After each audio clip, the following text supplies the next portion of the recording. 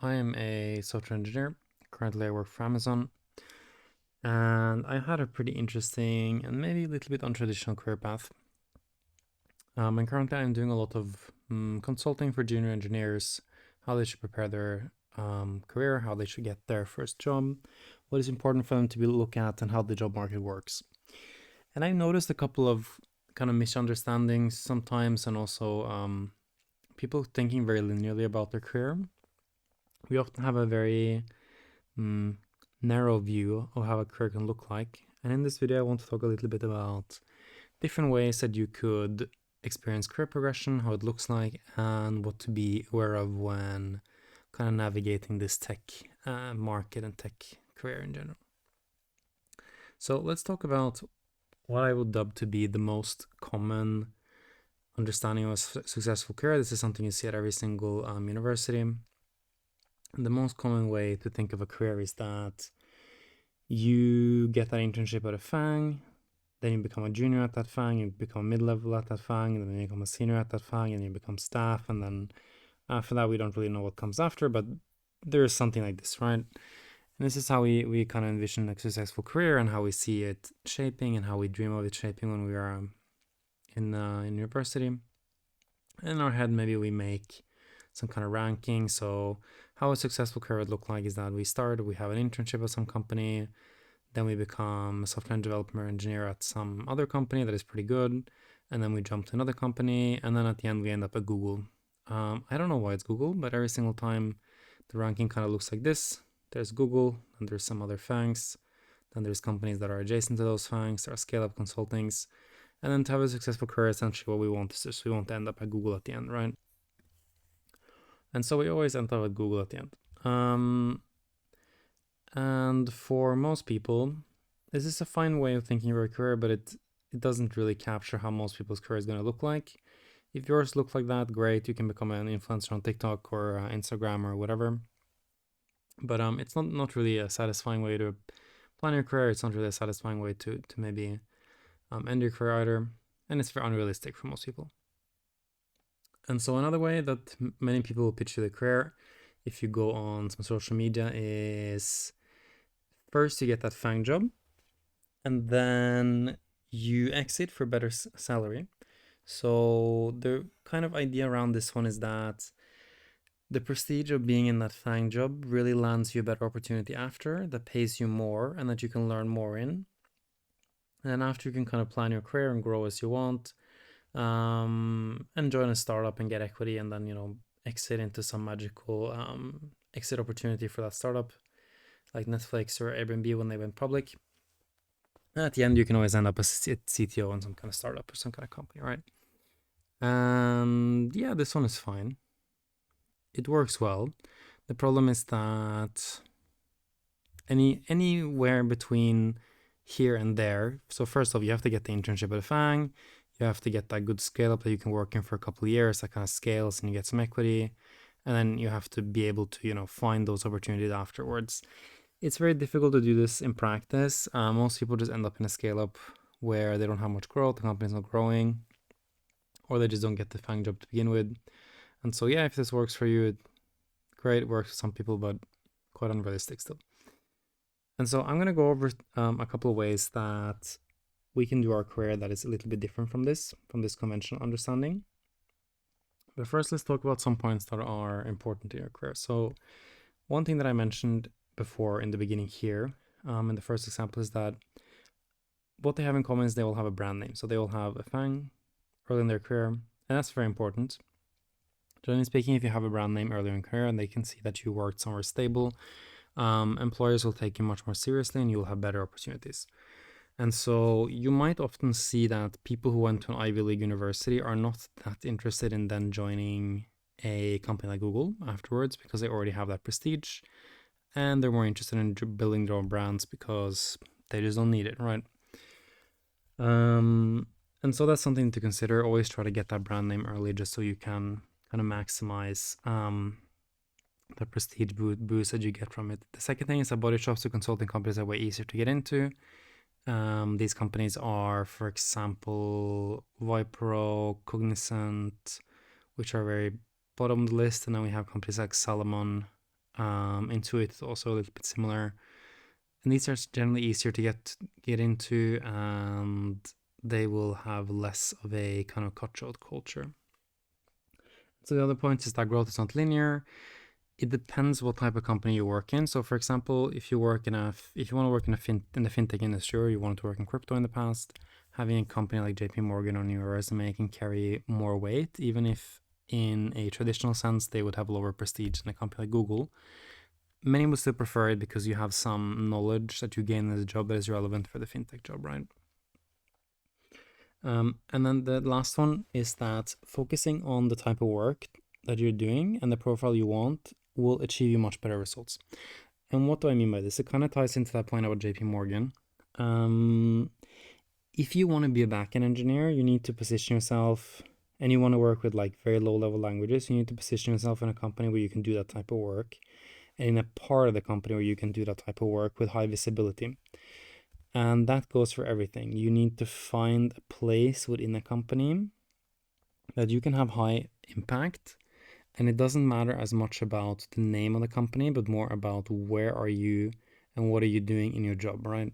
So a good example of this is that if you are working for Google, but you're maintaining an internal Google portal, that's not going to be as important for you if you want to work with Gen AI in the future as if you got into a team working on like one of Google's new Google Gen AI offerings, right? So, but then that's within the same company. But let's say like you are a person who wants to work in Gen AI or with AI, and you are kind of matching these two offers where you have a startup you can work in that has to do with Gen AI, or you can work at Google for their internal HR platform. You'd probably still want to pick that startup, even though Google is a great name to have your resume. In a lot of cases, because that's the career path you want to take, right? So these are always things to consider. And then the last one thing that we also failed to mention is that, so if you really want to get far, like you want to get to a really high seniority in your career, the type of skills that you have gained through multiple years is more important than where you worked or like the job title that you had, right? Like you need to kind of craft the things that you did to gain a very diverse amount of skills to be able to say, hey, I know how to manage people, I know how to deal with large scale systems, I know how to do things that are very technical, and I also know how to design systems, for example. And then if you have those skills, you would be able to do like more of a manager role on the tech side. But then if you wanted to do a role that is more like on the non-tech side, more on the people side, you would probably also need to have skills in budgeting, economics, like how does a company work, what are the financial forecastings. You need to be very people savvy. Like there are different skills that you would need to build up depending on the type of role that you're aiming for at that higher seniority. And a lot of people don't really consider that in the beginning. But the issue is that if you want to get there quickly, like, or even get there at all, you need to be planning quite early for how you're going to obtain all those skills for the higher seniority roles, because they don't really come by accident. It's something that is planned. And if you look at people that are of higher in seniority, they very often have like in interviews they might be asked, tell me your story, tell me your career story, right? And so try to think about that early. Find your career story early. And so now let's look at some different paths for how you could do or plan your career. So first we have something called a high risk path. So this is tons of experience. It's very high risk. And you kind of need some credentials to go this way and the reason for this is that it all starts with that junior FANG job. And in order to take this amount of risk, you kind of need some way to fall back if it goes wrong. So first, you get that job at a FANG company, or another company that is equally has some kind of name, some kind of exposure, just so you get some work experience in the beginning. You exit for either a founding engineer or a FDE, which is a forward deployed engineer. It's similar to a consultant. And both of these type of jobs have in common that they are extremely high work pressure. They are very highly compensated if things go well for you, and they give you tons of experience. And the two different ways that it can go is that either your startup goes really well when you're a founding engineer and you become a CTO, or it craters and nothing happens. Same for an FTE. You're either really good at it and you're able to kind of go this consulting route and make a lot of money doing that, or you just crater under the work pressure, right? And you're not able to find clients. You're not able to get new tasks, new projects. But this is a sort of route that I'd recommend it to someone who has good credentials already and someone who's ready to take risk.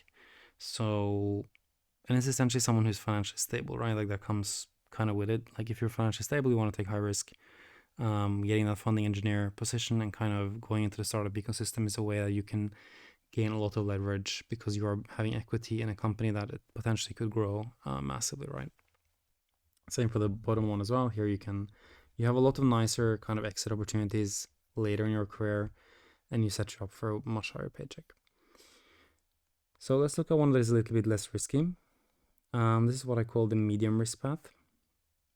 So the idea of this one is that you get experience building real products early. So you join a startup, and then you go to a consulting. And the reason that you would go to consulting, and this is kind of the career path that I took as well, is that consulting companies are much more stable. So during economic uncertainty, these companies usually are easier, or non-tech companies as well. It doesn't have to be consulting. It can be a non-tech company like Walmart.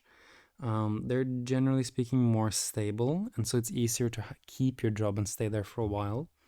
And then once you've gotten this experience, so this is quite a good experience. A lot of companies are really interested in people that work at startups, and they also want you to have a couple of years working at a bigger company.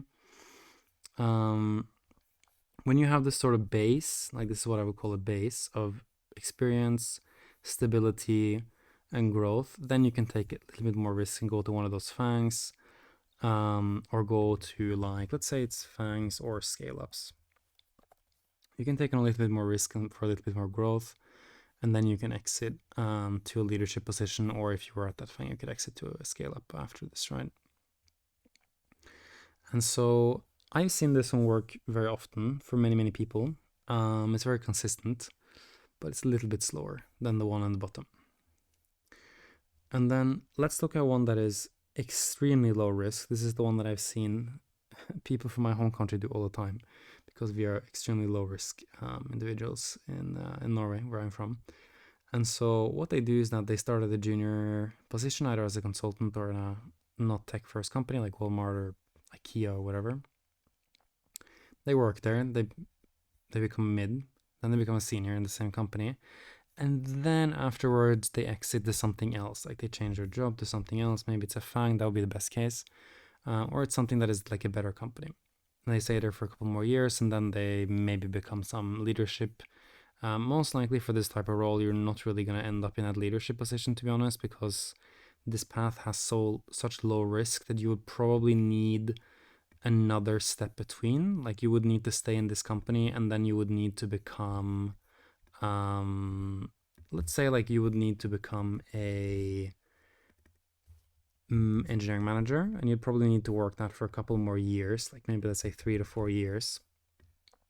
And then after that, only you would have that leadership position somewhere else, or be able to go even further and make your own company or do something else. So this is a really slow path. Like at the worst case, you're getting 2, 5, 8, 11, like 14, 15 years just to get to that kind of a place where you're doing something interesting. So, but what I mean by leadership is not necessarily leading, like being in a CTO or being something. It's just kind of being able to do your own initiatives, right?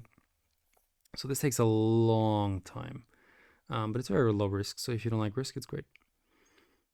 And then I want to talk about some paths that are kind of like the non-traditional ones. So a lot of people, when they look at the industry, they only think about working as a software engineer.